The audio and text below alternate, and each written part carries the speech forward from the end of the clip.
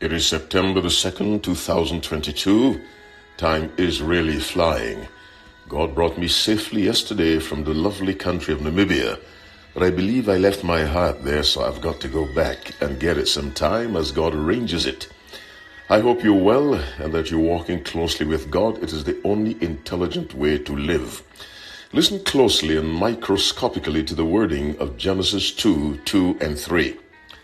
And on the seventh day God ended his work which he had made. And he rested on the seventh day from all his work which he had made. And God blessed the seventh day and sanctified it, because that in it he had rested from all his work which God created and made. Now add that to the wording of the fourth commandment. Exodus 20:8-11. Remember the Sabbath day to keep it holy. 6 days shalt thou labor and do all thy work, but the seventh day is the Sabbath of the Lord thy God. In it thou shalt not do any work, thou, nor thy son, nor thy daughter, thy manservant, nor thy maidservant, nor thy cattle, nor thy stranger that is within thy gates. For in 6 days the Lord made heaven and earth, the sea, and all that in them is, and rested the seventh day. Wherefore the Lord blessed the Sabbath day and hallowed it. We're called upon to observe the Sabbath day because God rested on that day. He rested the entire day. That's why we're told in Leviticus 23 verse 32, from even unto even shall ye celebrate your Sabbath. We are to do as God did. He rested an entire day. He calls upon us to do the same. But I want you to observe very carefully and closely that the day did not become holy until after God had rested. And since we are to observe the Sabbath day from even to even, it represents an entire day. God rested an entire day.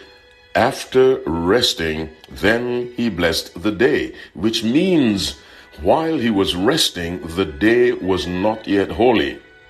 Let me say that again. While God was resting on the seventh day, the day was not yet holy. He blessed it after he had rested, which means that the seventh day was as secular as the sixth or the fourth or the fifth, the second or the first. After he rested, he blessed it. God took a secular day and made it holy. God took a secular day upon which he rested, then made it holy. The Bible tells us the Sabbath is a sign that God sanctifies us. Exodus 31 verse 13, Ezekiel 20 verse 12 and verse 20. The Sabbath is a sign that God sanctifies us. Now God, no one is born holy and saved. God has to sanctify us. He has to save us as verily as he made a secular day holy.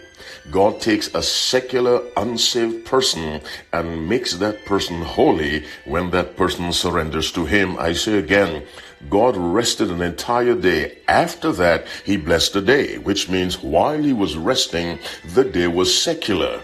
God made a secular day holy, and God can make secular people holy if they surrender themselves to him.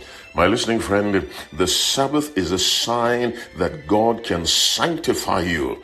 Exodus 31 verse 13, Ezekiel 20 verse 12. Let the Lord do this sanctifying work in your life.